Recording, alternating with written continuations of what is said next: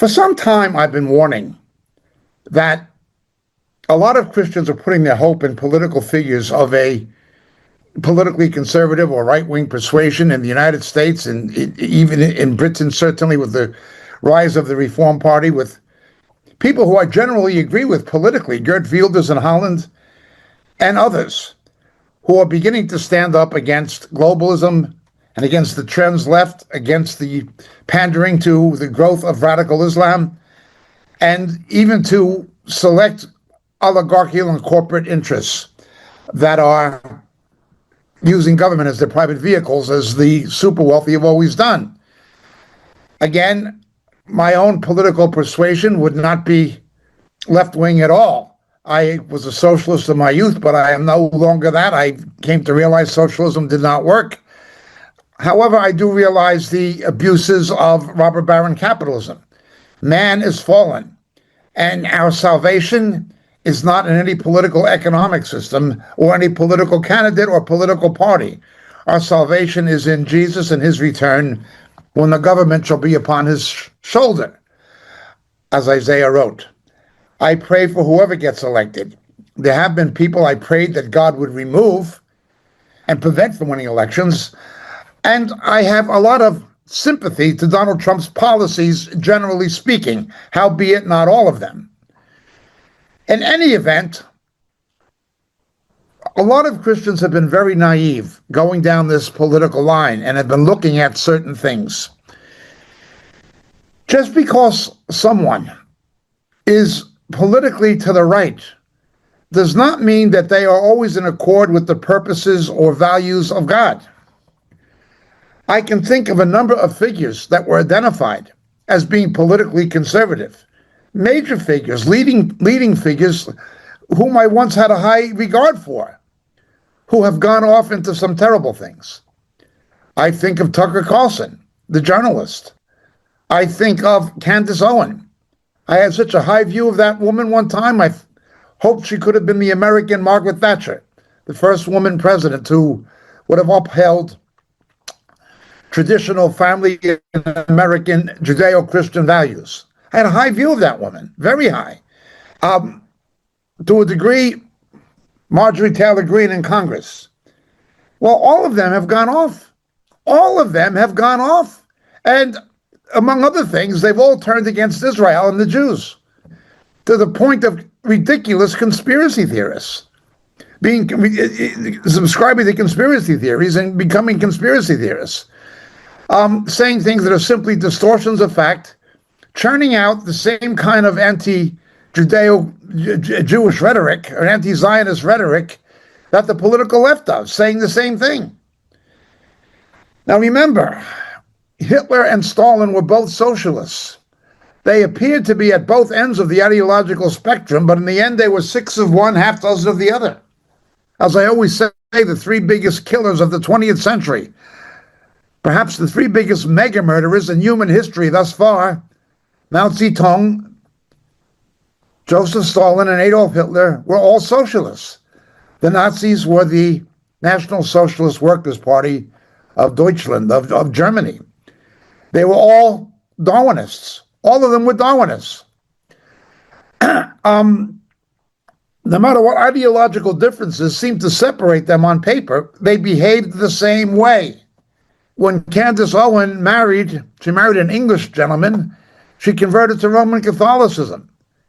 And she's become an activist on behalf of Roman Catholicism, despite the scandals and pedophilia that beset the Vatican and the Roman Church, including this present Pope, who protected pedophiles in Chicago and in Peru. She's departed. She played a right-wing card, but then she showed her true colors. The Antichrist is going to do this. He's going to deceive Christians up to a point, and he's going to deceive Israel and the Jews beyond that. This is something that Jesus made a punctuated reference to prophetically in the Gospel of St. John, chapter 5. Jesus said the following. He said, I come in my Father's name, in verse 43, and you don't receive me. If another comes in his own name, you will receive him. Now, of course, this had a prophetic meaning for Simon Bar Kokhba in the 2nd century, but Bar Kokhba was the first major Antichrist. There are many Antichrists, but after the Jews rejected the true Messiah, they began following one Antichrist after another. The first major one was Bar Kokhba, who Rabbi Akiva said was the Antichrist. The most recent one, major one, is Rabbi Menachem Schneerson, the leader of the Chabad, the Lubavitch movement, who died in Brooklyn. They believe he's going to raise from the dead. The Lubavitch movement, the Lubavitch Hasidim, who are Kabbalists, they're mystical, they practice Jewish mysticism. Antichrist. Antichrist is going to be able to deceive up to a point. We always point out the only two people called the son of perdition are Judas Iscariot and the Antichrist. They're both called the son of perdition. Whenever you see something about Judas, the Holy Spirit is trying to tell us something about the Antichrist to come. Remember, when we read it synoptically, Judas said, "Why was this precious ointment not sold and given to the poor?" Well, he was stealing the money. He didn't care about the poor. He just used the plight of the poor to masquerade what he really was, convincing people he was a great humanitarian. One of the ways, howbeit not the main way, but one of the ways the Antichrist to come is going to bamboozle people, con people, even deceive Christians up to a point, is he's going to seem like a wonderful humanitarian who cares about the rights of the poor and third world poverty or whatever, things of this nature. He's going to misrepresent himself as a champion of the poor. And people are going to buy into it and subscribe to it. That is how he's going to ingratiate himself. Now, again, there are many antichrists. There are these two ultimate beasts from the book of Revelation, and there's the spirit of Antichrist. The spirit of Antichrist has always been around. I think of Mother Teresa of Calcutta. According to the Roman Catholic Church in India, she actually underwent an exorcism. Whether it's true or not, that is what was reported. And she made it very clear when she got the Nobel Prize that she did not convert or try to convert or get the people of India to leave Hinduism or Islam. She said her mission in taking care of the poor and giving them a place to die with dignity, a clean environment to die with dignity, was to make them better Hindus or better Muslims. Go to hell, go directly to hell. Do not pass go, do not collect $200. That was her gospel. Moses and Paul both said other gods are demons, but Hinduism is polytheistic. They worship a plethora of demonic entities. That was okay with Mother Teresa. Islam worships the Nabataean moon god Allah. Islam has perpetrated some horrific terrorist attacks in India. Horrific. At the gate of India, they bombed hotels, they bombed hospitals. They bombed trains with Hindu tourists and pilgrims. There's tremendous hatred in the Punjab between the Sikhs and the Muslims in Pakistan, and between the Hindus and Pakistan, and it's over Islamic Jihad. Well, this didn't bother Mother Teresa. But I know many people who are born-again Christians who hold her up as some kind of a model of what Christianity should be. If you can't see through Mother Teresa, who openly said that, you could, it's on the internet, but she said it on PBS when she got the Nobel Prize. I watched it in America on PBS. She actually said this. She doesn't give these people the gospel or want to make them Christians or followers of Jesus. She wants to make them better Hindus or better Muslims. Well, Antichrist will be like that, only much, much better at it than Mother Teresa or any other deceiver. Much better at it.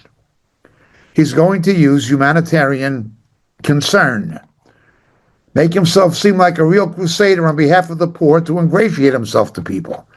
People will see that, and if you speak against him, how dare you speak against such a godly man, a wonderful humanitarian? And I mean, there's going to be Christians who are going to say that. Remember the son of perdition, Judas. Lord, is it I? Lord, is it I? Not until Jesus revealed who he was did the other apostles know. The people who were with him, who'd been with him for 3.5 years, worked with him, ministered with him, did not know who he was until Jesus revealed him. The Antichrist will be the same. As we've been warning for many years, for decades, if people professing to be born-again Christians cannot see through obvious false prophets, false teachers, deceivers, if you can't see through a Kenneth Copeland or a Joyce Meyer or a Benny Hinn, if you can't see through a Michael Brown or a Mike Bickle or a Brian Houston or a Bill Hybels or a Robert Schuller, if you cannot see through obvious deceivers, obvious false prophets, obvious false teachers, if you can't see through a Benny Hinn or a Copeland, what is going to happen when this guy comes? If you don't know what's wrong with the New Apostolic Reformation or the ecumenical movement, they're never going to have a clue when this guy comes. He's going to be very, very good. He will bamboozle Christians. He will bamboozle Israel and the Jews. He'll have no problem bamboozling nominal Christianity. They're already bamboozled. People in the World Council of Churches, liberal Protestantism, Roman Catholicism, Eastern Orthodoxy, those people are already conned by the devil. I mean, if possible, the elect will be deceived. Jesus again warned about deception aimed at the elect 4 times more than he warned about anything else in the Olivet Discourse. He warned of wars increasing 1 time, rumors of wars 1 time, famines, pestilence, seismological activity increases in earthquakes. 1 time, 1 time, 1 time, 1 time. Deception aimed at Christians, 4 times. Why would Jesus warn repeatedly? 4 times more than he warned about anything else if it couldn't happen. Well, Paul warns about it as well in 1 Timothy 4 and elsewhere. A deception is coming. A deception is already here. The mystery of iniquity is already at work, we are told in the New Testament. The spirit of Antichrist has already been active, and there are many Antichrists. But ultimately, we will have these 2 beasts from Revelation. The one from the earth, which is associated somehow with Israel, and one from the sea, with the Gentile nations, with a particular contextual emphasis on the nations around the Mediterranean from the time it was written in the 1st century, at the end of the 1st century. I hold that John, as reported by Irenaeus, who got his doctrine from John via Polycarp, is the author who returned to Ephesus from Patmos after the exile of Domitian and wrote the book of Revelation at the end of the 1st century. The Lord kept him alive supernaturally to an extremely old age. And John was warning in his epistle, Antichrist is coming. The Antichrist is coming. But there are many of them, said John. There are many. And he's going to be very, very good at deceiving. I see Christians being deceived in the political realm. I see Christians being deceived in the theological realm. They're taken in by word, faith, money preachers, by ecumenical con artists. I remember the late Chuck Colson. He was sent to prison for political corruption when he was a liar and a deceiver for Richard Nixon during the Watergate era. He became a believer, he professed. I'm not judging if he did or didn't, while in prison.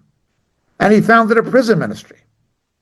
His wife was a Roman Catholic, however, but he drafted and promoted evangelicals and Catholics together. Don't witness to Roman Catholics. Don't share the gospel with Roman Catholics. They're already saved. Now again, the New Testament tells us in Galatians, if an angel of God comes with another gospel, they're accursed. Does the blood of Christ cleanse from all sin? Or do you atone in purgatory for your own? Are we justified by faith through grace? Is it the second birth? Or is it sacraments? The Roman Catholic Church has a different gospel. His blood cleanses from all sin. This didn't matter to Coulson. Coulson had been a corrupt liar for a corrupt politician. Then he became a corrupt liar for a corrupt religious leader, the Pope. That's what he did. There was political deception and religious deception. That is what we see now.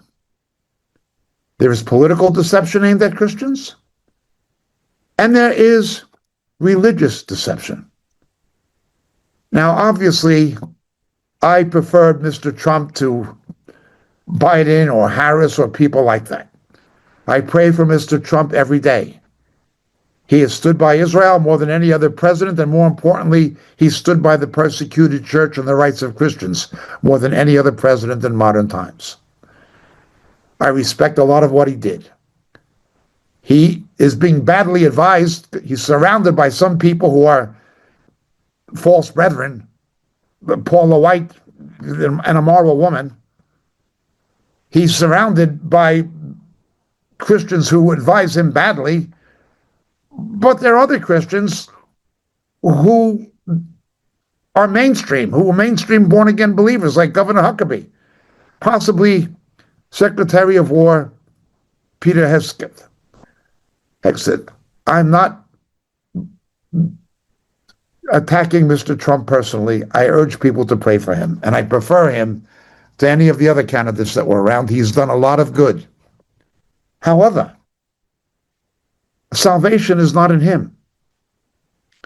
I've been warning and warning and warning. The book of Daniel makes it clear. The Antichrist will broker a false peace in the Middle East. A false peace. There is no way there will be a lasting peace in the Middle East until Jesus establishes his millennial kingdom. There'll be a false peace and a betrayal. Israel will make a covenant with death. But the idea of the Abraham Accords, Jew, Christian, and Muslim come together.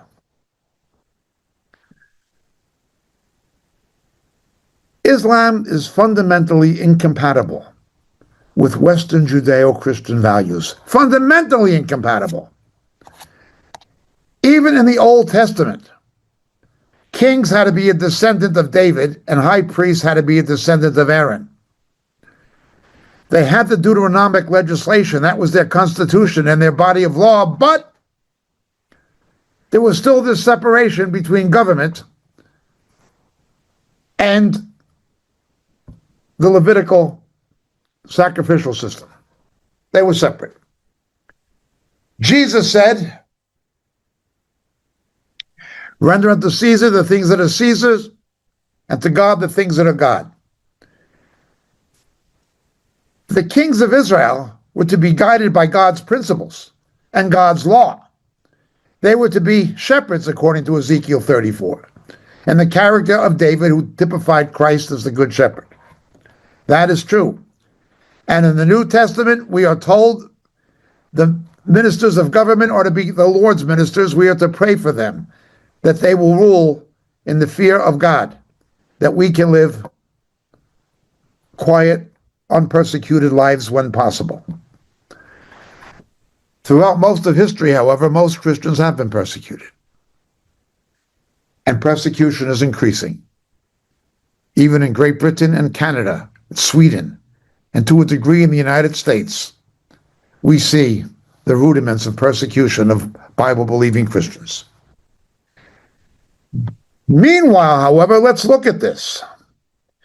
While you have this kind of separation between religion, as it were, I use that term sparingly, for want of a better term, and government, a relationship, but a separation.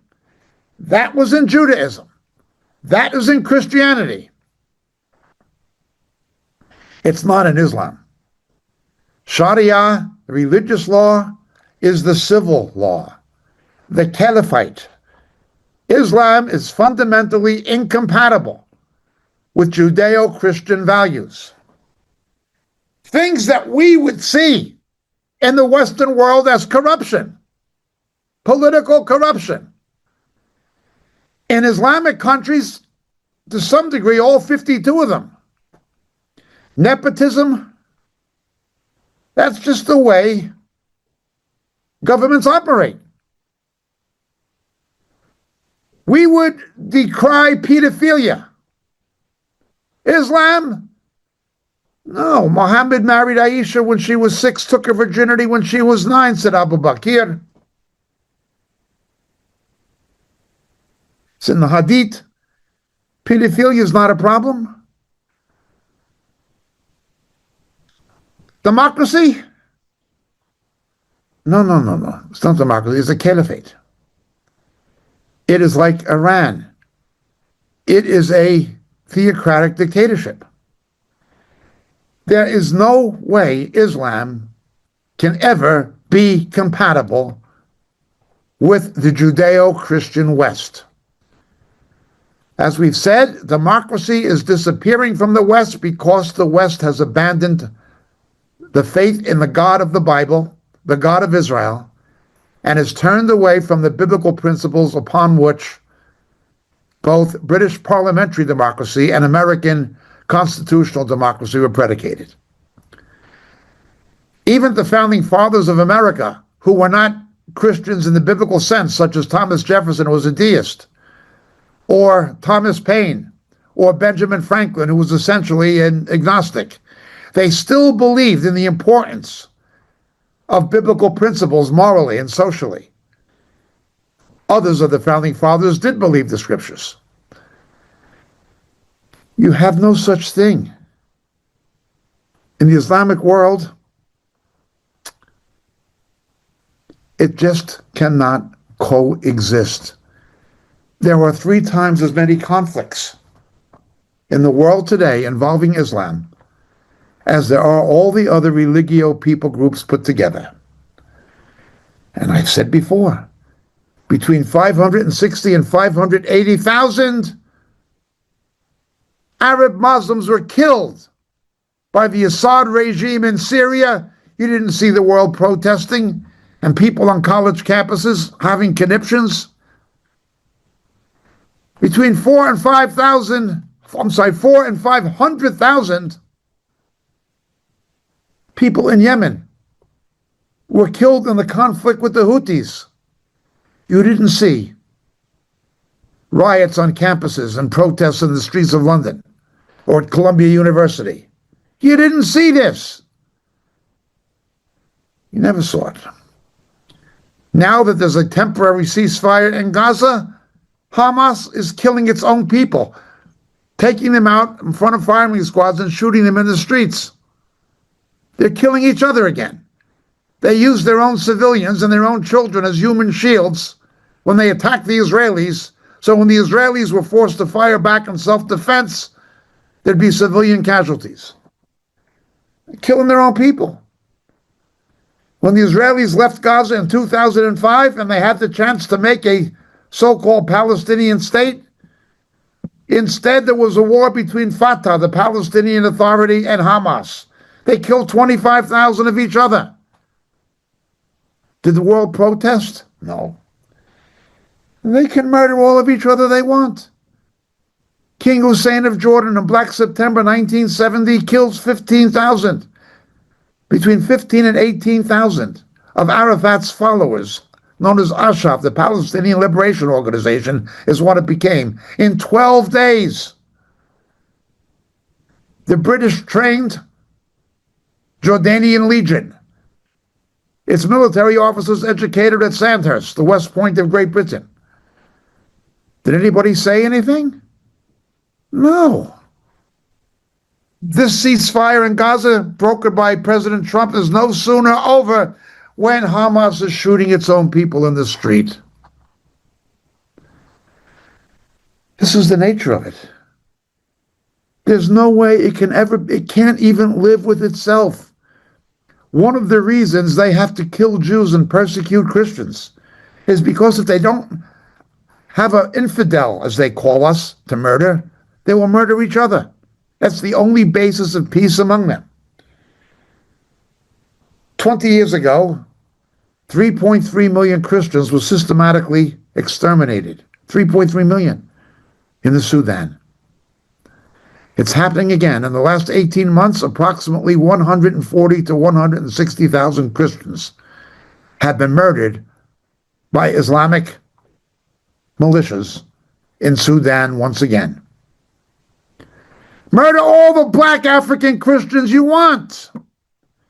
Do you see protests on the campuses of America or demonstrations in the streets of London at Trafalgar Square? No, you don't see this. It's all hypocrisy. It's only when Israel defends itself. Hypocritical governments. Carney in Canada. Abbo in Australia. Certainly Martin and Higgins in Republic of Ireland. Starmer in England. Macron in France. And that horrible, horrible figure Sanchez in Spain. Condemning Israel as war criminals for defending itself from the same radical Islam that perpetrated tumultuous terrorist attacks in Madrid, in London, in the banlieue, in Paris, in New York. Yet they become the victims. Israel becomes the oppressor for defending itself. And the lie is told and told and told again. It is a colonial presence. Not according to the United Nations who established it, but now they're saying something directly contrary to their own partition. They recognize the Jews as the indigenous people, as did the League of Nations, as did the British government, as did the pre-Ba'athist government of Iraq with King Faisal, as did the pre-Wahhabist government of Saudi Arabia with Musharraf. It was Sharif. Even Muslims said it was the Jews' native land.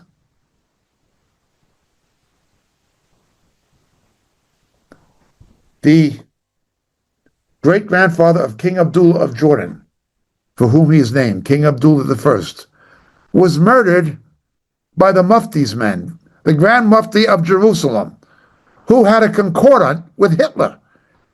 He murdered King Abdullah I because King Abdullah I wanted to make peace with the Jews, so they murdered him. That's why the Muslim Brotherhood murdered Anwar Sadat. That is why Hezbollah murdered Bashar Jamiel in Lebanon. Any Arab wanting to make peace with Israel would be murdered. Yet Israel's the culprit. Well, Mr. Trump moves the American embassy to Jerusalem, which one American administration after another failed to do, even though Congress appropriated the money for it to happen.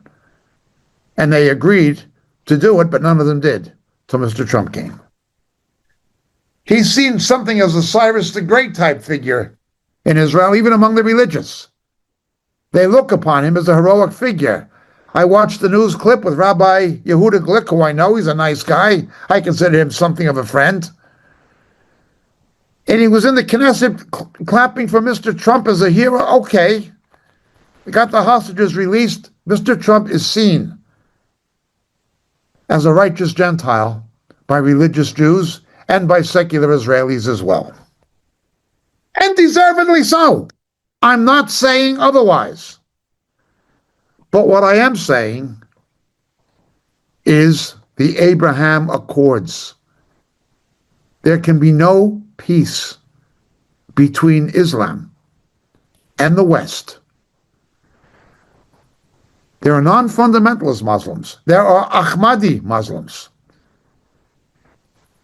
that you can coexist with. There are Bedouins you can coexist with.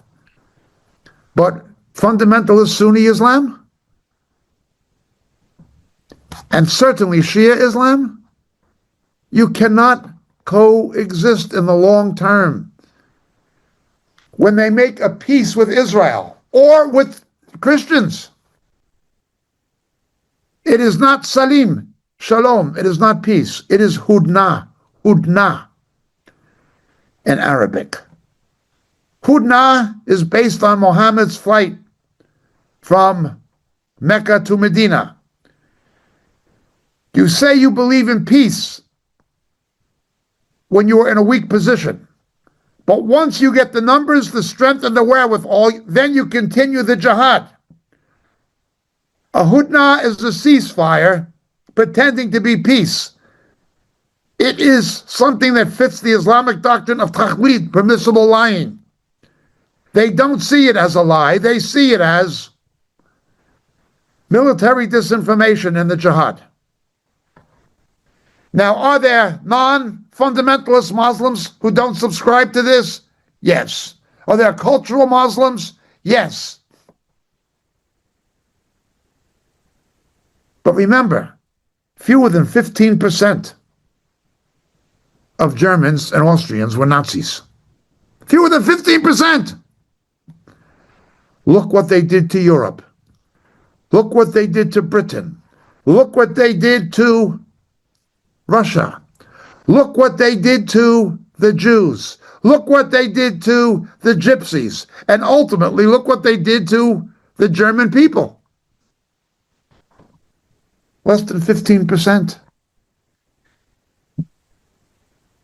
In the Muslim world, in the 52 Muslim countries, the fundamentalists constitute a demographic percentage that may be in some countries as high as 50% or more.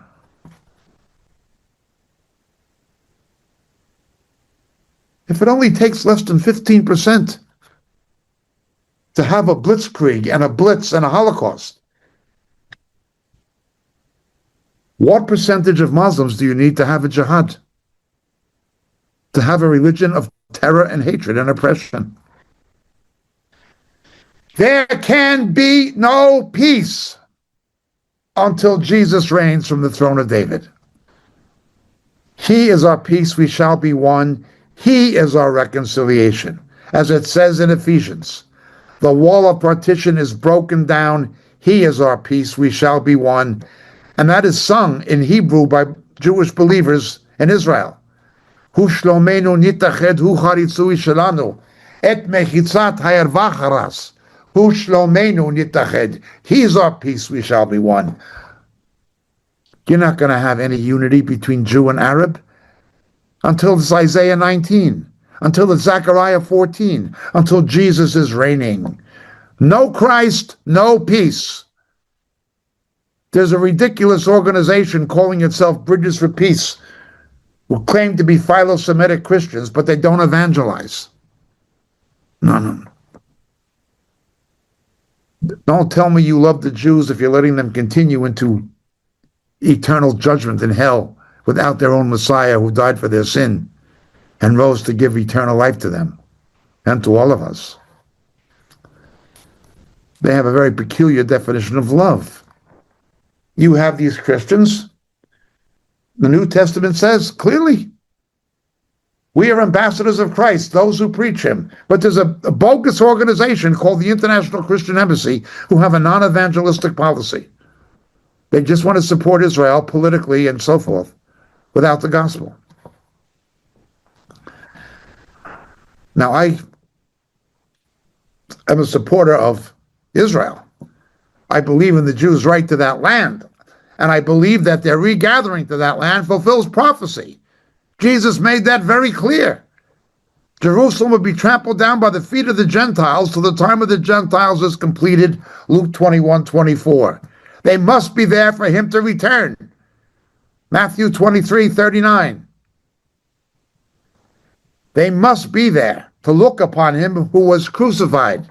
Zechariah chapter 12, 1-10. Christ actually speaks in the first person by the Holy Spirit in the Old Testament and in the New.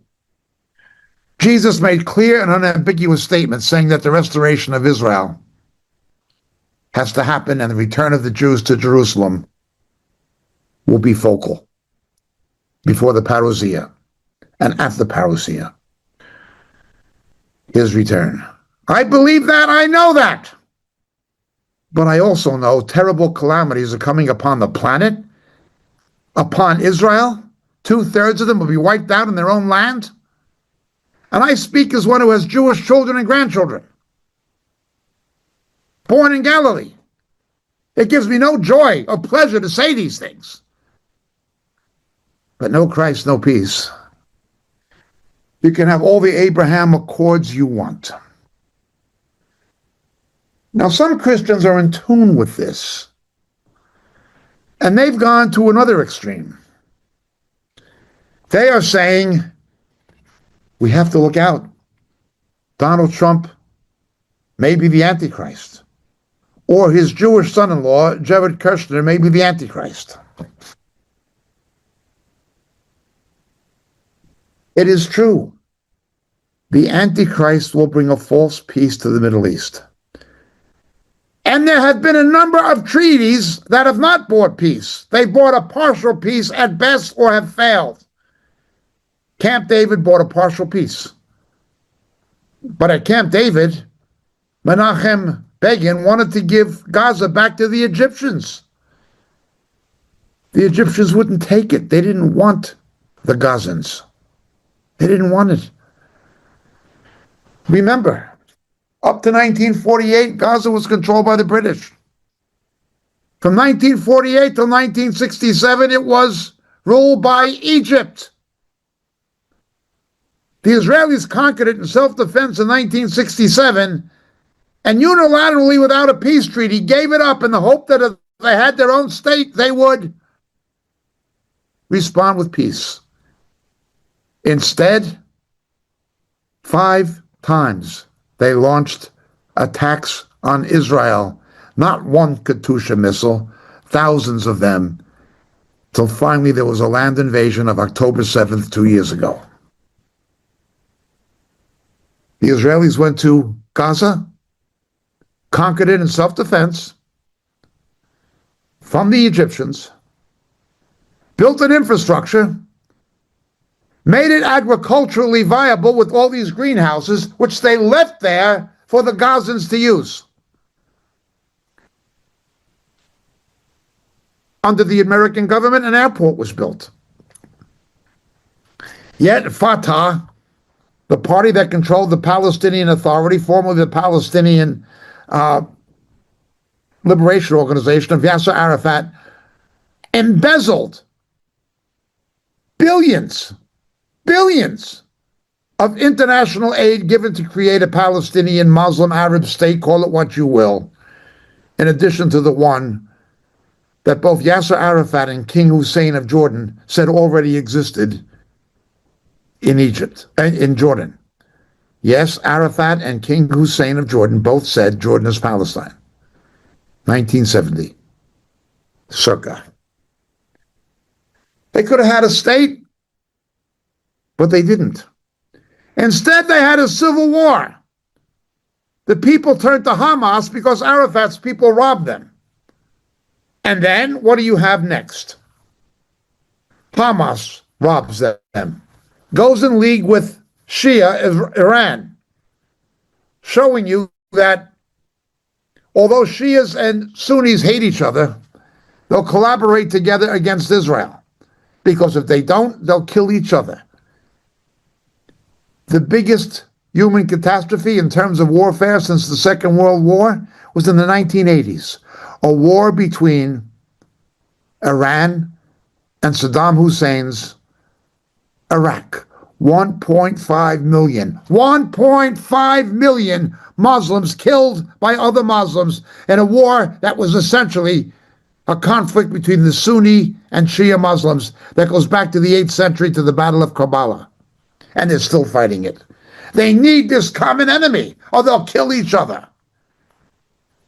And so there was a bloodbath in Gaza.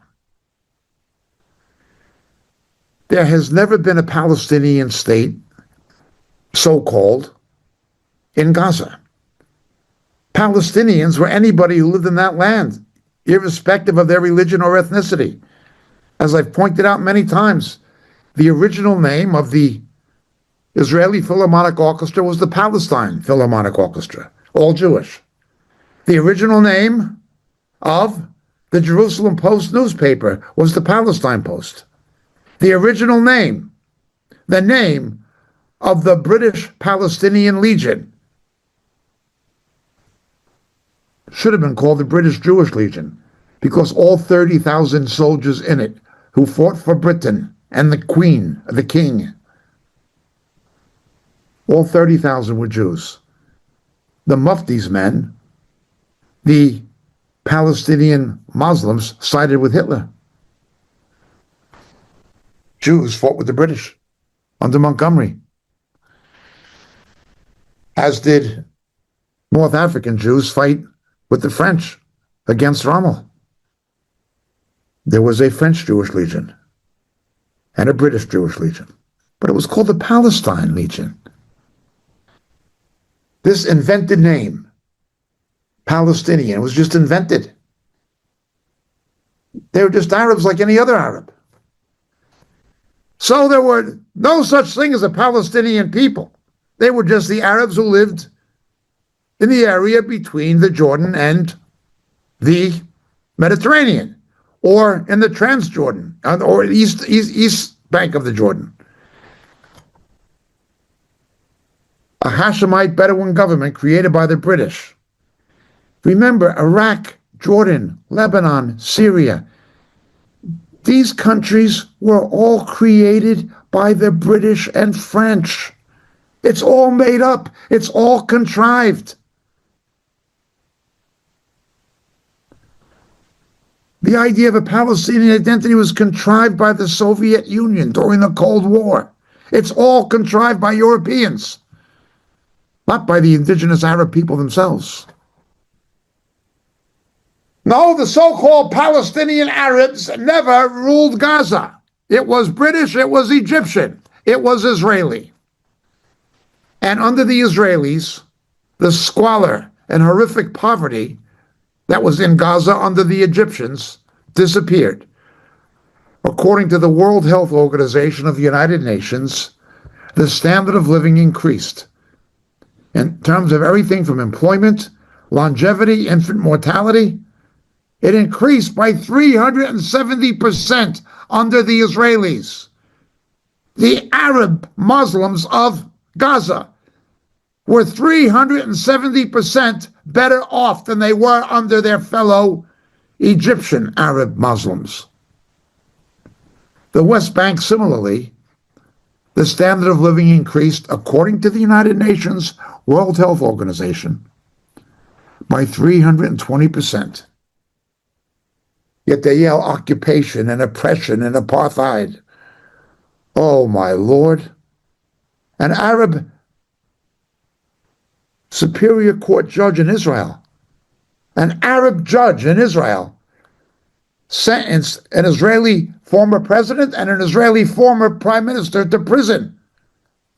Does that sound like apartheid to you? A country where 20% of the physicians, practicing physicians, are Arab? Does that sound like apartheid to you? I know people from South Africa who know what apartheid really was. Yet we're told the lie by Nelson Mandela's son that Israel is apartheid. Look what the ANC has done to South Africa. It's replaced one evil with another. The standard of living of blacks in South Africa has gone through the basement since the ANC came to power. South Africa replaced one evil with another, but to divert attention away from their own failure and what they've done to the blacks and whites who leave in droves. They have to go perpetuate this myth of apartheid. And I was against the apartheid in South Africa. I was totally opposed to it. But it replaced one evil with another. The black people in South Africa, infant mortality, longevity, unemployment has more than doubled since the end of apartheid among blacks. They're far worse off, but they have to divert away from their own mess. Let's blame Israel. Gaza? The people of Gaza were ripped off and exploited by Fatah, by Arafat's people, and then by Hamas. But they have to divert attention away from what they've done to their own people. Blame Israel. Enter Mr. Trump. He comes to these opportunist states, and I believe he is mistaken in his publicly expressed disposition towards Qatar. The government of Qatar is controlled by the Muslim Brotherhood, who killed Anwar Sadat for making peace with Israel, who control Hamas. Hamas is simply the Palestinian so-called military arm of the Muslim Brotherhood. Senior figures in the Muslim Brotherhood involved with the Council of American Islamic Relations in the United States, a dangerous organization that needs to be closed down, investigated by Congress. The Justice Department said they had these connections after September 11th. This is the Muslim Brotherhood. They control Hamas. They're involved with the Council of American Islamic Relations, to whom George Bush genuflected and paid homage, along with Cheney. And then the government of Qatar. There will be no lasting peace. They may put short-term business interests before the current political interests. However, no Christ, no peace. When you have a government in Qatar controlled by the Muslim Brotherhood, you can be sure it is not peace, it is not Salim, it is Hudna, a temporary ceasefire until we get the opportunity to strike, as Muhammad is said to have taught. Look at Zechariah 12. We are told this is going to happen. There can't possibly be a peace unless the word of God is false. The burden of the Lord concerning Jerusalem. I'm going to make Jerusalem a cup that causes reeling to all the people around. There'll be a siege against Jerusalem. And we are told that the Lord himself will set about to destroy all the nations that come against Jerusalem, these surrounding nations. Read Psalm 83. Read Zechariah 12. No Christ, no peace. Now, I don't say that Mr. Trump or Mr. Kushner, who together with a few senior diplomats played a key role in brokering the present agreement. But it involved Erdogan, the Islamist dictator of Turkey. He's a partner in it. That man is wicked. He's trying to resurrect the Ottoman Empire, as well as destroying the economy of Turkey. No, it is very naive to put any faith in the Abraham or the Abrahamic Accords. Right now, it's based in Abu Dhabi. It's coming to Jerusalem. There'll be a false peace. We see these trends to rebuild the temple gaining momentum. I've been on the Temple Mount with Yehuda Glick, Orthodox Jews up on the Temple Mount. Orthodox Jews in Hebron, walking around the cave of Machpelah, where there's a building, one portion of it a mosque, one portion of it a synagogue, built on this site of the, or traditional site of the tombs of the patriarchs Abraham, Isaac, and Jacob. This is happening. We are heading for this false peace. I have no doubt they're already burning red heifers and practice sacrifices. Not just the Temple Institute, who have nearly all of the artifacts needed to resurrect temple worship and to reconstruct the temple. Even crushing crustaceans found on the Mediterranean coast near Caesarea to make the exact dyes needed to dye color the curtains prescribed in the Torah for the temple. The detail is incredible. Mitochondrial DNA experiments to isolate the tribe of Levi, the Jews named like Cohen and Levinsky and Levi. They're very serious.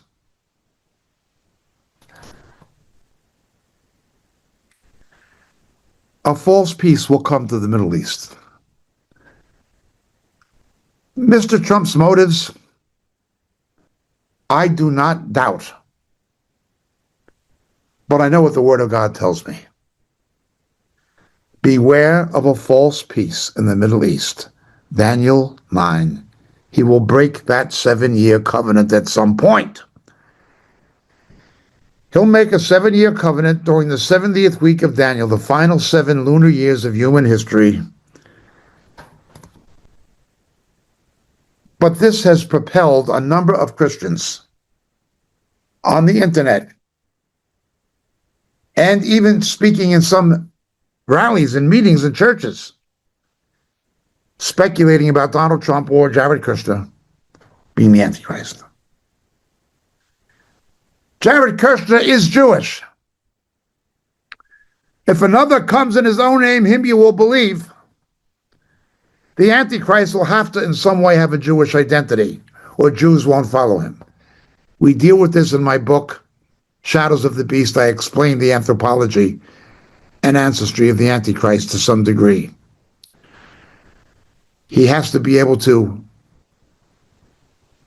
persuade the West, the Jews, and the Arabs. He's one of them. I digress. It's in the book. Not that I'm trying to plug the book, but it's too big of a subject to divert into. But let's look. He'll make this false peace. The stage is being set for it. And without doubt, the Abraham Accords, or Abrahamic Accords, as some are calling it, is a step in that direction. But is Donald Trump or Jared Kushner the Antichrist? Well, Jared Kushner, as a property developer, owns a building that's always been there. It was there when I was a little boy. It had a restaurant on top of it on Fifth Avenue in Manhattan. The restaurant was called Top of the Sixes, Top of the Sixes, because the address of the building is 666 Fifth Avenue, acquired by Jared Kushner, who is married to Donald Trump's daughter, who converted to Judaism. So he is somewhat of an observant Jew. Non-observant Jews have no problem marrying what they would see as a Gentile woman, what their observant relatives would say is a shiksa. They wouldn't care. You see this in Hollywood all the time. Judaism is to do with ancestry, maybe a bit with culture, but that's about it, not faith.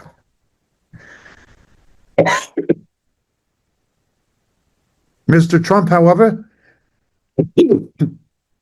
has Jewish grandchildren.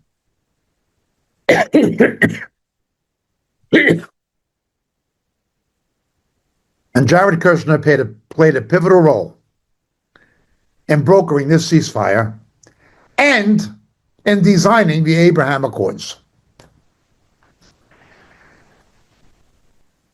Look with me, please, to the book of Daniel, chapter 11, with these things in view. Now, as some of you know, up until verse 36 of Daniel,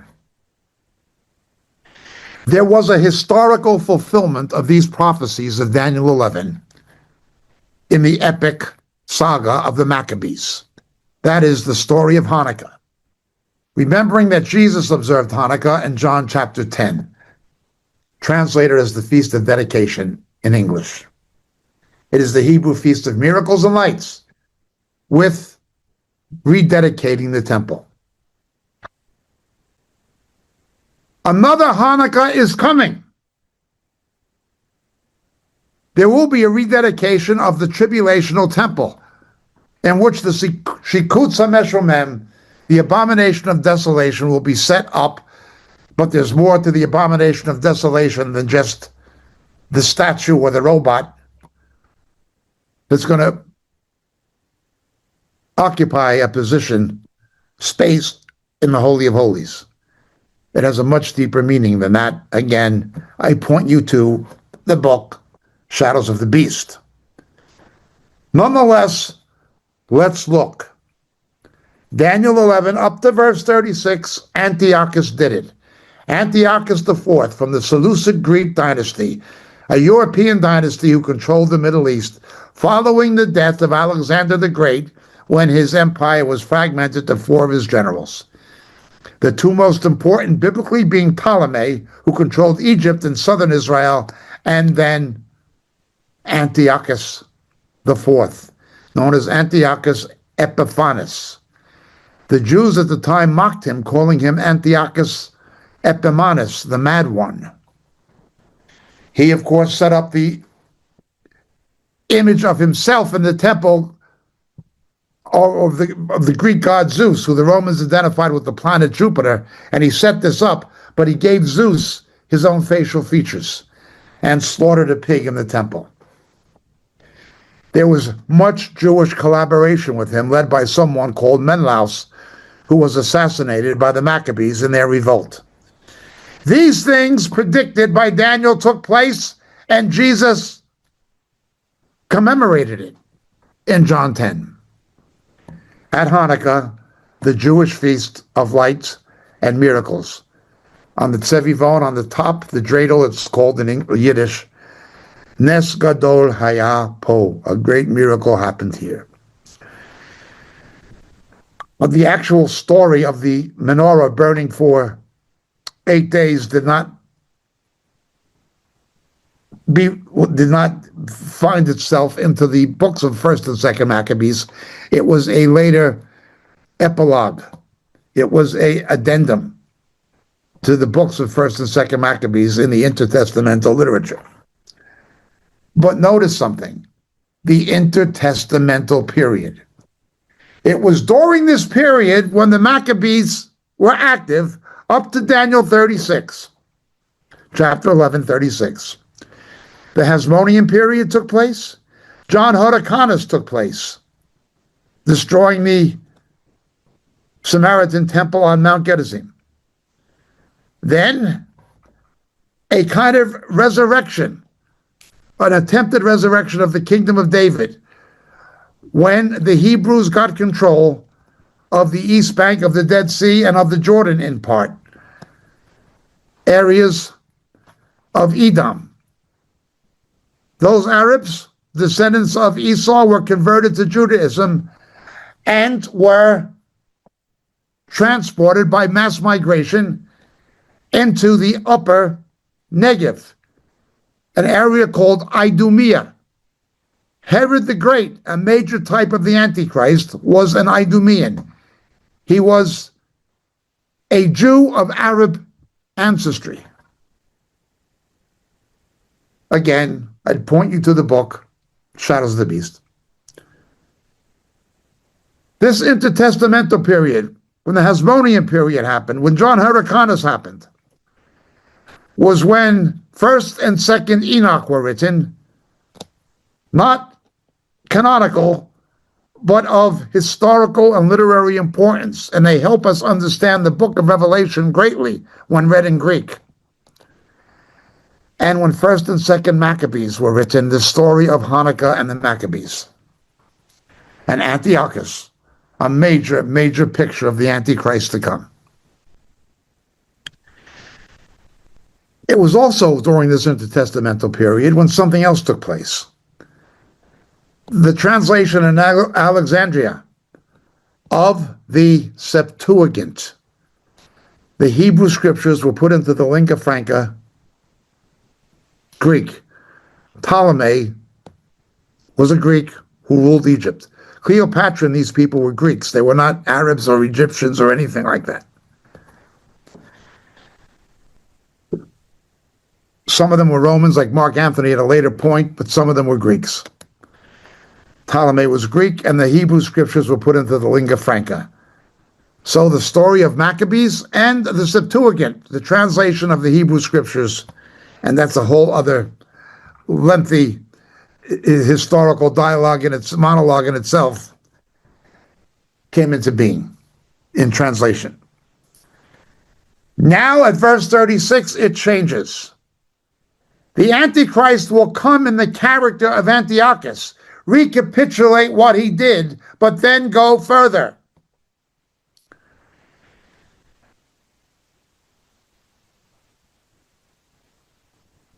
We'll pick up in verse 37. This is the king of the north. There will be a conflict between the north and the south. This has been evident for some time geopolitically. Even before the Iron Curtain came down, before Sovietism collapsed, you had Ostpolitik, a rapprochement between East and West Germany, and you had détente with Kissinger, with the Soviets. What had been an East-West conflict between the capitalistic West and the communist East, it began to shift north-south. The big wars became between the Northern Hemisphere and the Southern Hemisphere, or the northern countries of Europe and the southern countries of the Middle East. Let's look. The Falklands, between Britain and Argentina, was the first North-South war, geographically. The first Gulf War, the second Gulf War, the West against the South, the Islamic world. The conflict now, through immigration, mass immigration, encouraged by left-wing governments in Europe and by the European Union, a demographic invasion of Europe and Britain from the South, mainly Muslims, in part facilitated by Turkey. Big problem. Europeans and British people who were opposing it and putting these immigrants in hotels and these Muslim rape gangs and so forth. Britain has 85 Sharia courts. 85. And when the indigenous people, the indigenous Europeans, oppose it, they're called ultra-right extremists, neo-Nazis. Well, the real Nazis are the Islamo-Nazis, the invader. the Muslim Brotherhood and its adjuncts all say the same thing. We have three ways to make war to conquer Europe and America. A higher birth rate. 2, immigration, including illegal immigration. And 3, we are going to use your freedom and democracy against you. We don't have freedom and democracy in the Muslim world. You do, and that's your weakness, and we're going to take advantage of your laws. Like Olmert and Tlaib in the American Congress, and Ellis. They openly say this. Not only that, in Britain, it's worse. When they see a female Archbishop of Canterbury who was pro-LGBTQ, or an Anglican Archbishop in Wales who's in a lesbian marriage, to the Muslims of Britain, that proves prima facie that Christianity is spiritually bankrupt. This is the National Church of England. That Islam is morally and spiritually and theologically superior to Christianity. We have a mandate from our Allah to morally save Britain from itself because of the failure of Christianity. Yes, the World Council of Churches, the Vatican, the Church of England, certainly, are all complicit in fueling this radicalism in Islam, who thinks itself morally superior.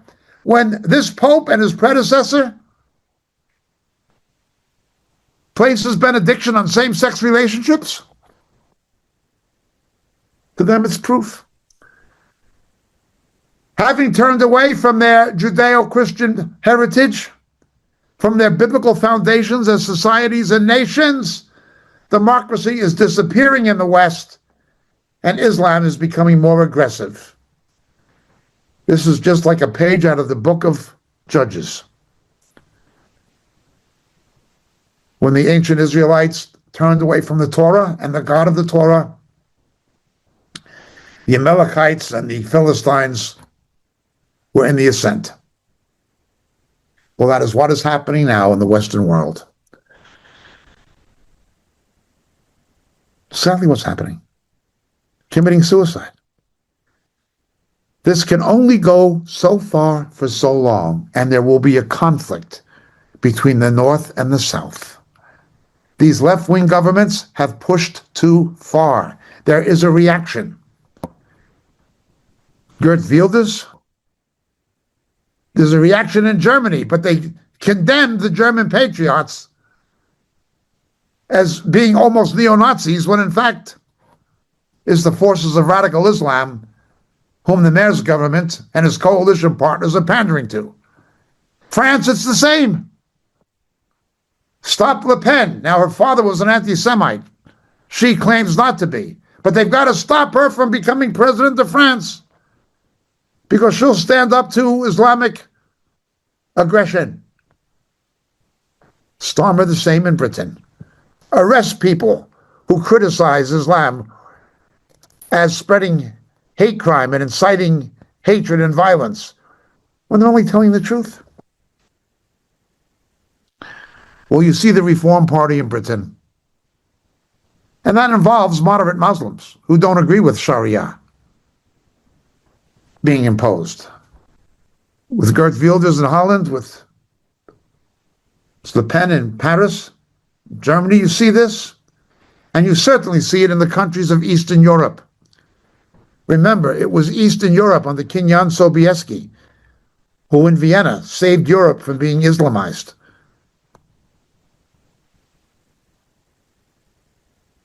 The Polish, the Lithuanians, Ukrainians, they stopped the Turkish Muslim invasion of Europe under King Jan Sobieski. Those people are resisting Islam. You can call these people Nazis. You can have the BBC and the mainstream media denouncing these people And you can have the mainstream media and left-wing academics singing the praises of Hamas. It doesn't matter. There is going to be a conflict between the kings of the north and the kings of the south. It is inevitable. This is what you see with Nigel Farage in England. It's what you see with Ms. Le Pen in France.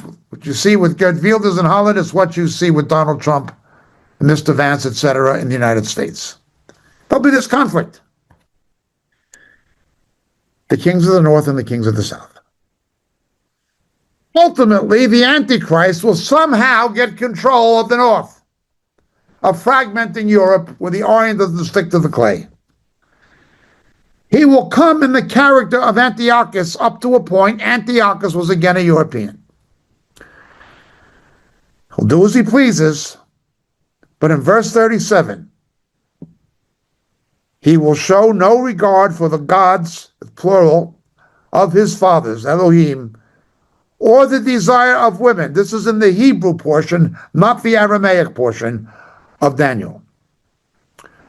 Nor will he show regard for any other god, but he will magnify himself above them all.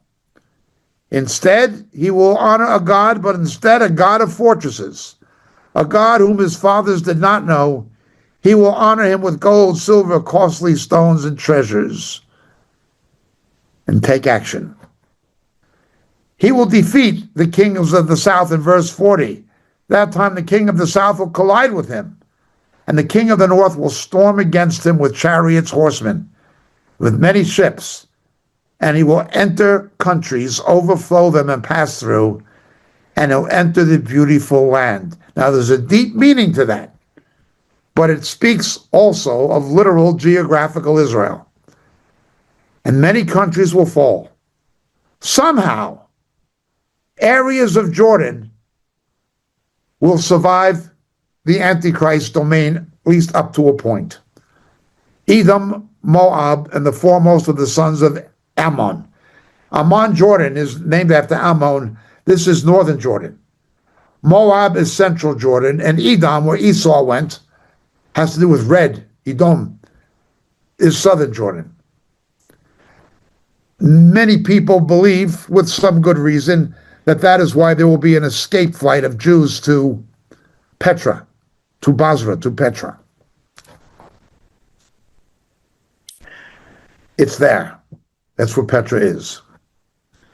Just as the early Christians escaped to Ammon, to a place called Pila, after 70 AD, under Simeon, the cousin of Jesus, who escaped the siege of Titus in 70 AD. Place of escape has always been Jordan, for Christians and for Jews, and will be again prophetically.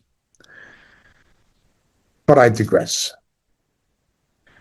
So, because of this false peace, people are beginning to say, Mr. Trump might be the Antichrist, or Mr. Jared, who's a Jew, might be the Antichrist. Here is the most obvious problem. Neither Mr. Trump nor Mr. Kushner have come in the character of Antiochus and done what Antiochus did up until verse 36. The Antichrist will come in the character, the man of lawlessness, the man of sin, the little horn. They're all titles for the same and descriptions of the same person. The kings of the north will come in the character of Antiochus and recapitulate in some way what Antiochus did. That is not true of Donald Trump, and it's not true of Mr. Kushner. But then it becomes a bit more complicated linguistically. I have read this and reread it in Greek from the Septuagint, and I have read it and reread it in Hebrew. I will come to that in a second. Before looking at the linguistic, I'd also point out that some people associate Jared Kushner with transhumanism. he has made statements that seem to incorporate transhuman belief. Now, transhumanism goes back to the garden. You can be like God. Man can deify himself and become his own God. However, there are other episodes of this. The Tower of Babel. Now nothing shall be impossible for them. The deification of man, God intervenes. To the present time. The eugenics movement. Friedrich Nietzsche, who said God is dead, the 19th century German rationalist philosopher, believed and propounded the idea of the Übermensch, the Superman. As man evolved from a genetically inferior species that was something of a ancestor to both the other apes and humans. Phylum Chordata, primates. Man and ape had a common evolutionary ancestor. That was the theory. And as man evolved from this other species into the Homo sapien, through the Neanderthal stages and so forth, the Übermensch, the Superman, would evolve from this. The philosopher Nietzsche, and I used to read him when I was in my early 20s, late teens maybe, early 20s certainly.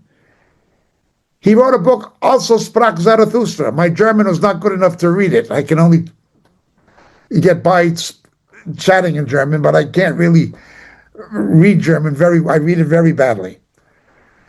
I can read it, but not that well. Well, I can read theological German a bit, but the philosophical German is a bit above my pay grade. So I read translations of it, or perhaps the German next to the English. Also sprach Zarathustra. And he modeled Zarathustra, teaching in parables after Jesus. Not as a divine figure, but as a Superman who pointed the way forward, where a second birth would be replaced by this evolutionary process of evolving to a higher species. The philosophical basis for this primarily came from Friedrich Nietzsche, the 19th century German rationalist, who was not an anti-Semite, ironically. Although Hitler drew on Nietzsche, he didn't really follow all of Nietzsche's ideas. Nietzsche was not an anti-Semite. And Nietzsche was at odds with the composer Wagner, Richard Wagner, who was an anti-Semite. Nietzsche didn't like him and had problems with some of his music for philosophical reasons. Anyway, the philosophical basis of this transhumanism came from Nietzsche. God is dead. The theological basis of it goes back to the garden and then is resurrected in the epic of the Tower of Babel. Then it goes forward. Hitler comes and tries to breed the Übermensch, uniting German nationalism, anthropologically based German nationalism, with the idea of eugenics. We can genetically breed a master race. Who would be the Germans? One of the many reasons Hitler hated the Jews. Jews had the best scientists. Germans had the best engineers. He saw Jews as a potential competitor, as a master race. As the Italians predominated in the Renaissance, and as the Greeks did in the ancient world, and so forth, and as the British did in the Age of Empire. In the 20th century, following the Haskalah, the Jewish Enlightenment, when the Jews began escaping rabbinic control of their culture and education and began secularizing, Jews began to emerge in multiple fields in disproportionately large numbers. Now, this has happened to the Dutch, it's happened to the British, it's happened to the Italians, certainly, to the Greeks. The Jews are just having their turn at this time in history. But Hitler wanted the Germans to be the master race. He looked down on Slavs because they were also white, but a potential competitor. So he hated the Russians because he was a white supremacist, but he wanted German white supremacy. He didn't want Slavic white supremacy. The term slave came from Slavic, the Slavic people, and he saw them as that way. He hated the Jews for a reason, he hated the Slavs for a reason. He had this very peculiar idea of anthropology. When Mussolini visited Hitler, they had all of the honor guards from northern Italy where they had light complexion and looked Germanic. They didn't want people from Sicily or southern Italy because they had dark complexions. Mussolini knew Hitler would look down on this. He wanted light-skinned Italians with blonde hair, blue eyes, and so forth, who looked Germanic. Hitler would have preferred to have a treaty with the British because they were Anglo-Saxon. They were Germanic people. He was the only opponent that he had all respected because they were anthropologically a Germanic people. Of course, they were Celt, mixed, and Nordic. With William the Conqueror, they were a mixture of Nordic, Celtic, and Germanic. But that was Hitler's thinking. So Hitler begins to push this, the master race. And he'd begin to breed. He'd have these Aryan women and things like this. And he'd begin doing breeding experiments, medically supervised breeding experiments to try to make a master race and kill the other races. He hated the gypsies. Same thing. They were genetically inferior. Hitler became enraged when black Americans like Jesse Owen won all these Olympic gold medals and outperformed German athletes. When the Olympics were held in Berlin, Hitler was enraged that black Americans could outperform the German master race. Hitler walked out angry. When Joe Louis knocked out Max Schmeling, Hitler was enraged that a black American could defeat a German in a boxing match. It went against his white supremacist ideology. He was a real white supremacist, not the kind of garbage the woke people say now. He was really a racist. But he was a eugenicist, a transhumanist. With the early breakthroughs leading up to and immediately following Watson and Crick and Wilkins with the recombinant DNA, something else began to happen. The British biologist Julian Huxley in 1957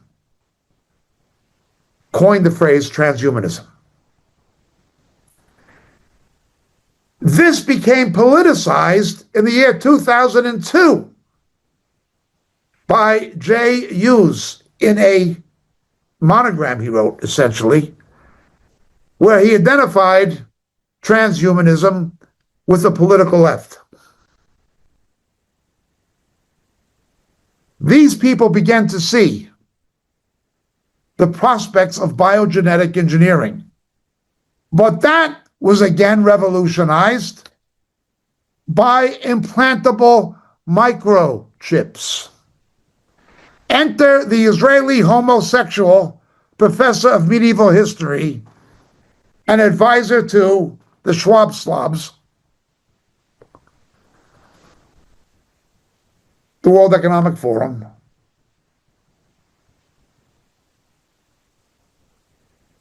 Yuval Harari.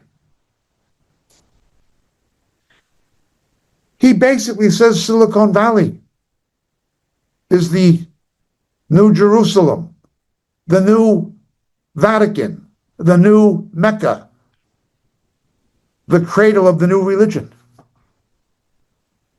Transhumanism. Darwinism begins to collapse. Not primarily because of creation science, although creation science has challenged it for the lie it is, but because in the arrogance of fallen man, going back to the garden, you can be like God, people have begun to think they can control evolution. We are no longer at the mercy of any Darwinistic model or an evolutionary tide of events we can't control. We can control it with our technology, with biogenetic engineering and with microelectronics and with artificial intelligence. Transhumanism. Some of these ideas have been expounded, particularly for indefinite longevity, by Jared Kushner. Now notice the goal of transhumanism. We can give ourselves eternal life. They don't realize that the superiority of human intelligence is because we're made in God's image and likeness. We think we can overtake God. Right back to the garden, a bite of the apple. The serpent beguiled the woman, and Adam fell for it. Right back to the Tower of Babel, nothing will be impossible for them. Transhumanism. Seeing that Jared Kushner has become something of a devotee of this kind of thinking, has reinforced the speculation that he is an Antichrist, or the Antichrist. He owns 666 Fifth Avenue, one of the preeminent skyscrapers in New York. He's a Jew. And he seems to be transhumanistic, even though he does not identify as a transhumanist, or at least never has. People say this, and there are Christians getting into this, as well as secular conspiracy theorists and other people who they're gleaning things from. Does Mr. Trump or Mr. Kushner fit the profile? First problem. There are many antichrists, and it's a spirit that's in the world. But the Antichrist? No, neither Donald Trump nor Jared Kushner have in any way recapitulated the actions of Antiochus Epiphanes up to verse 36. But then we get to verse 37. I'm reading from the New American Standard, but again, I've been reading this in the Septuagint in Greek and in the Hebrew. Reading Daniel 11 from verse 37, let's read it very carefully. He will show no regard for the gods of his fathers, or for the desire of women, nor will he show regard for any other god, but he will magnify himself above them all.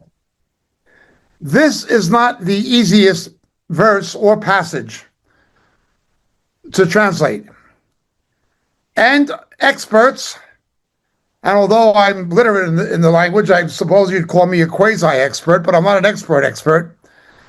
Experts have been divided.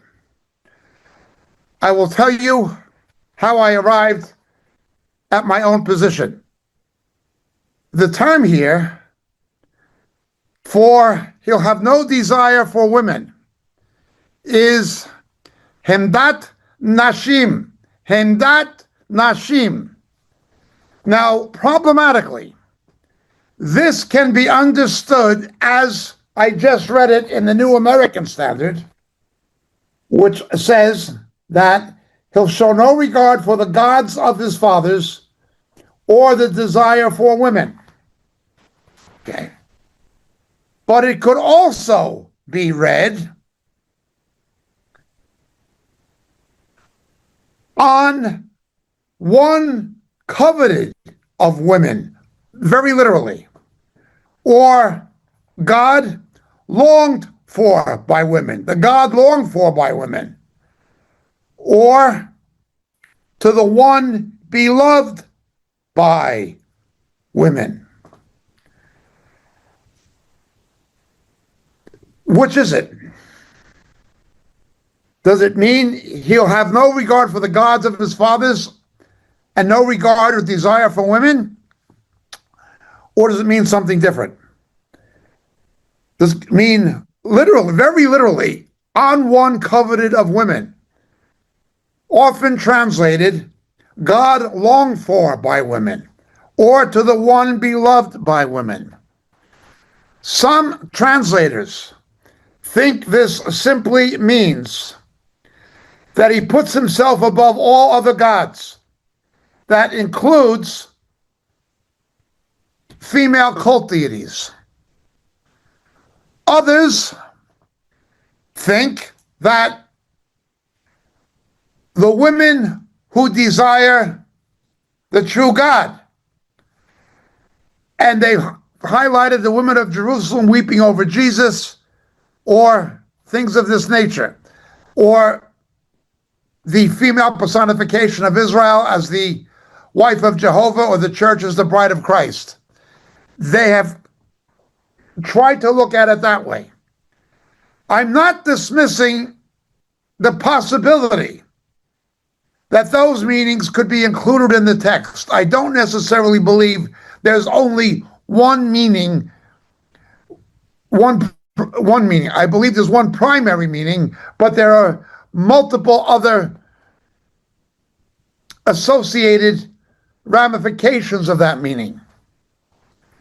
Some have said it's female cult deities as well as ordinary idols. Others, other translators particularly, have no regard for the God longed for by women. My own approach tends to agree with certain translations, including the New American Standard, not because the New American Standard said it. I always revert to the Septuagint for the following reasons. One, when the Holy Spirit inspired the New Testament to be written primarily in Greek, although there is a tradition that Matthew may have been written, if not in Hebrew, the Hebrew dialect of Aramaic, by one tradition, I think it's Papias in the pre-Nicene church father, in the patristic age. And there are certain Aramaic terms, and even Latin terms in the New Testament, in the original Greek manuscripts. In the majority texts, more than 80% of the time, maybe 85% of the time, when the Holy Spirit inspired the apostles and the New Testament authors to write the New Testament, when they quoted the Old, they followed the Septuagint. They followed the Septuagint. The New Testament normally follows the Septuagint. Now, there's all kinds of debates surrounding the Septuagint, including some postulated by King James only nuts and people like this. Not that I have any problem with the King James. But let's understand this. The Septuagint is normally followed by the New Testament when the Holy Spirit inspired the apostles to read it, to quote from it. When they wrote the New Testament, they normally follow the Septuagint. Secondly, the story of the Maccabees and Antiochus took place during the intertestamental period when the Septuagint was written. That is the second thing. It's from the same period reflected in the linguistic structure and composition, grammatically and in terms of vocabulary and etymology. Thirdly, in addition to those two things, the Septuagint tells us how the ancient Jews of that time understood it. Even after the Maccabees, they held to this Septuagint translation when the prophecies were fulfilled of Daniel in the time of the Maccabees. Daniel, of course, wrote during the end of the Babylonian captivity, during that period, while during the captivity, during the 70-year period, the Maccabees were about 160 years before Christ. It tells us how the Jews of that time, the sages, understood it. In the Septuagint, kai epetos theos, ton perenon oto, okai epitumia, gynekos, kai epipanti theos o, sinisi hoti epipanti, megala thesitai. The Septuagint tells us that he shall not take notice even of other gods. But it also says that he'll magnify himself. He doesn't even consider the others. Concerning the women, however, gynekos, epitumia gynekos, the Septuagint translates it as he'll have no regard or desire, or no desire for women. I think the Septuagint, which again is what the New Testament authors were inspired to quote based on the majority text, when having formula citations, quotations from the Old Testament and so forth, states that it's for women. He'll have no regard for the gods. This does not necessarily imply idolatry, but the plurality of the Godhead. The Antichrist will counterfeit Christ.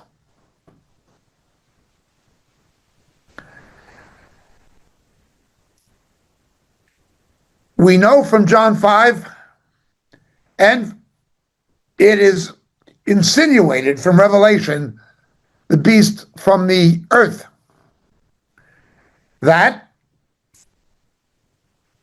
he's going to be in some way a Jew. Maybe in the sense that Herod was a Jew. I'd point you to my book, Shadows of the Beast. Having said that, Jesus was single. He was born to die for sin and to raise from the dead to abolish death. Nonetheless, he couldn't have a wife and kids. Jesus had close associations with women. Mary Magdalene, obviously, and others. Mary and Martha. But there was nothing of a romantic or marital or sexual nature. Some have said that the Antichrist will be a homosexual.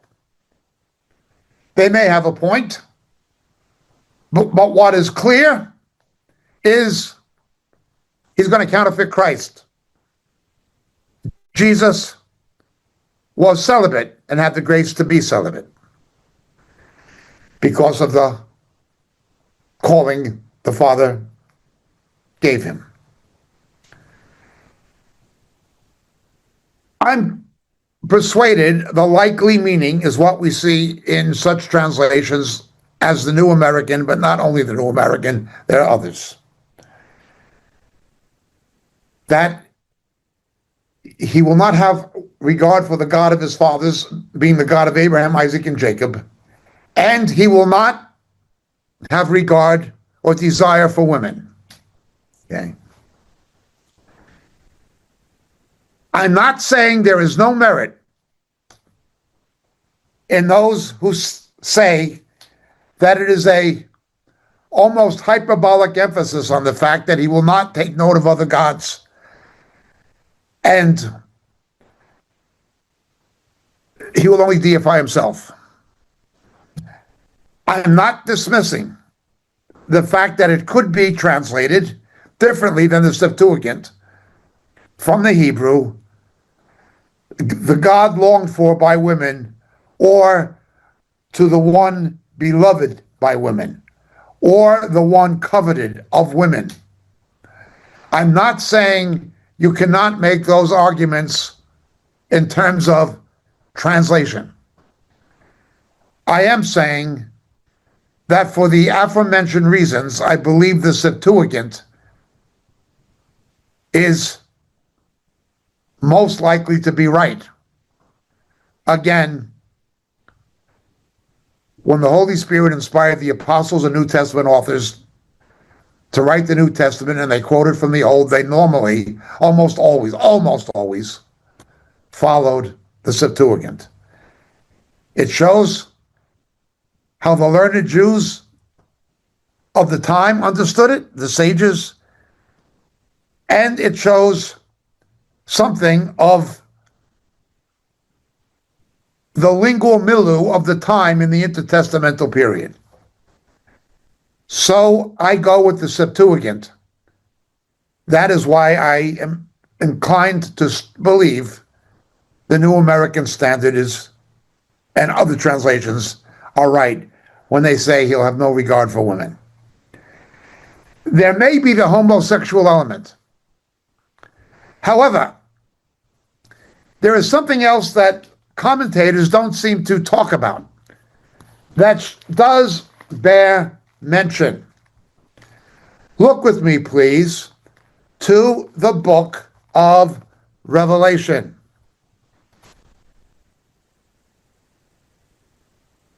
Chapter 17.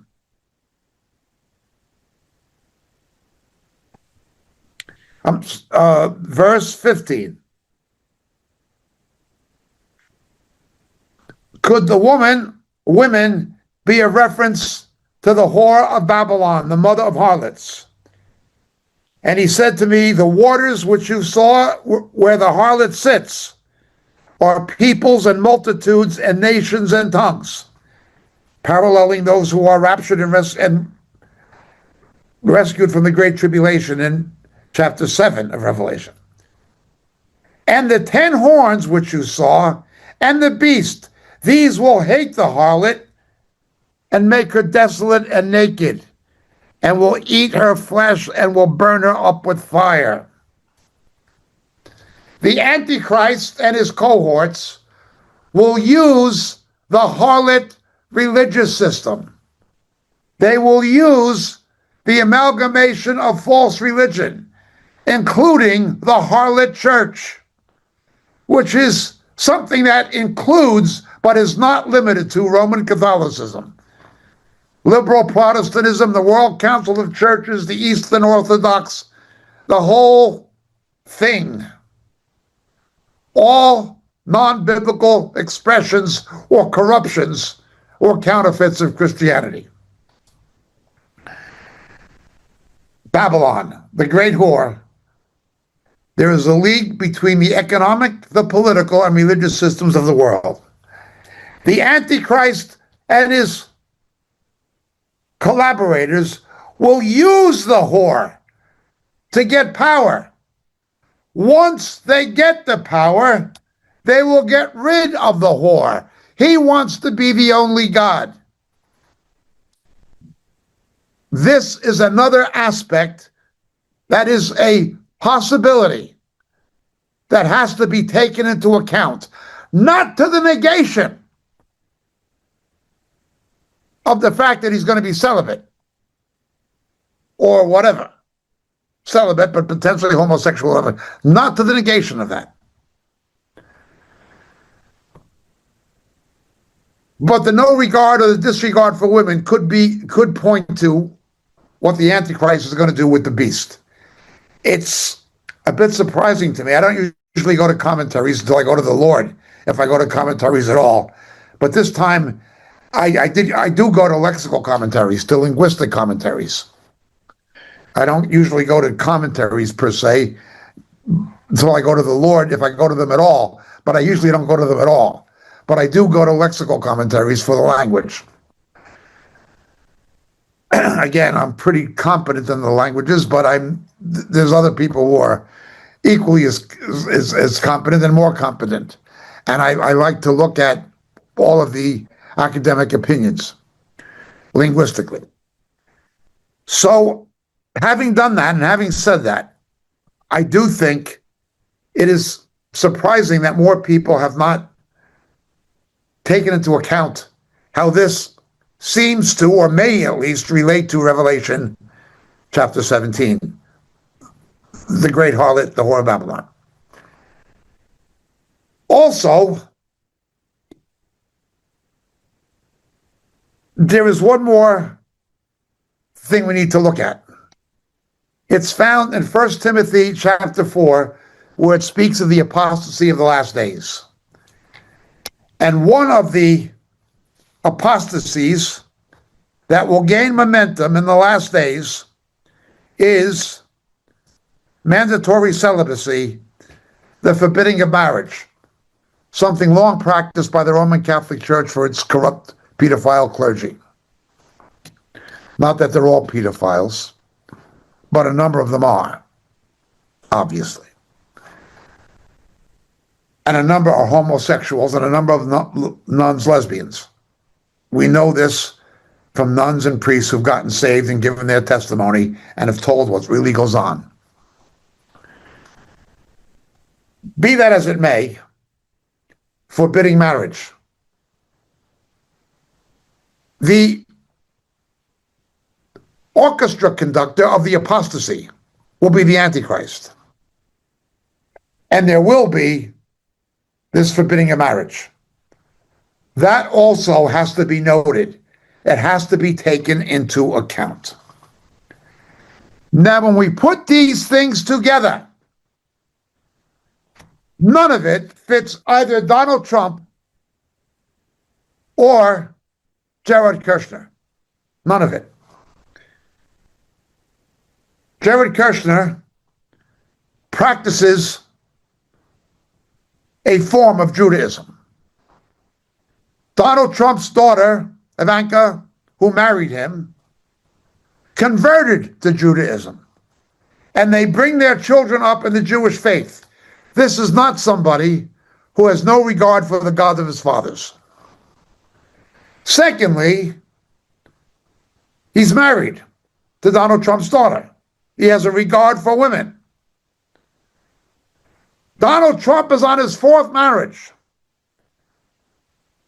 And he's been accused by feminists and so forth, and left-wing, but politically left-wing feminists particularly, of being a womanizer. He doesn't fit that profile. He does have a regard for women or desire for women. Additionally, remember, transhumanism in its present form has been politicized. Going back to the time of Jay Hughes in 2002, that was the beginning. And it is a politically left-wing orientation of its proponents are almost stereotypically left-wing. Mr. Kushner is not left-wing. He's a right of center. He's a fairly conservative, politically conservative, and fiscally conservative figure. Again, do not fit the profile. I can see no evidence for Mr. Kushner to be the Antichrist. There are things that are suggestive of certain aspects of what the Antichrist may be or do, particularly concerning the Abrahamic Accords. But he does not fit the personality profile. Similarly, Donald Trump is a non-Jew. His Christian connections were through his great aunt, who were one of the people involved in the Hebrides in Scotland during the revival of Duncan Campbell in the late 1940s. He had maternal ancestors who were saved Christians. One of his two golf resorts in Scotland, Turnberry, is not that far south of the Hebrides, where his mother's family comes from. His mother could actually speak Scottish Gaelic. And that's where he got his Presbyterian identity, Presbyterian Protestantism. He had family who were believers. He does have a belief in God. I don't believe he's a saved Christian, but he does have a belief in God. And he may be courting born-again Christians or evangelicals, call them what you will, for political reasons, but we cannot say he does not take notice of God, which is what the Septuagint states and what the Hebrew almost states of Daniel 11. So putting all these things together, I cannot see a basis to propose that either Donald Trump or Jared Kushner are the Antichrist. I do think some of the policies they're pursuing and engineering and negotiating are preparing the way for Antichrist. But I don't think they are nefarious figures with malmotives. I don't think they're the man of lawlessness, the little horn, the son of perdition. There are reasons to believe too many reasons to believe they can't be. And not enough reasons to say they can be. That is my position to the best of my prayerful and careful understanding. Be wary of these things. Watch out. Watch for the way this thing is going with the Abraham Accords. By all means, be vigilant and watch out. But I would not lend any serious credence to speculations of either Donald Trump or his son-in-law, Jared Kushner, being the king of the North. That is the final problem. This conflict involving the king of the North will be Eurocentric. Eurocentric. A conflict between the Middle East, the Southern Hemisphere, the Middle East, say North Africa, where these refugees are even coming from, such as Libya, to Europe. And they're overrunning Europe, all the way into Scandinavia and Britain and Ireland. It is a Eurocentric focus. The beast that came out of the sea would have been understood in the first century as the Mediterranean. It's Eurocentric, Eurofocal. Mr. Trump and Mr. Kushner are North American. They're not Middle Eastern. They're not European. That is the final reason I'm skeptical. Nonetheless, beware of anything that proposes to bring a peace to the Middle East. Do not become rambunctious when you see a covenant. Remember, you've had Camp David, Oslo I, Oslo II. There have been other covenants trying to bring peace to the Middle East. The one the Antichrist will bring will be different than the others. But the Abrahamic Accords are a step in that direction. Watch out. Be careful. Be observant. Be watchful. And please keep Mr. Trump and his administration in prayer. Thank you so much for listening. My name is James Jacob Prasch from Moriel Ministries. God bless.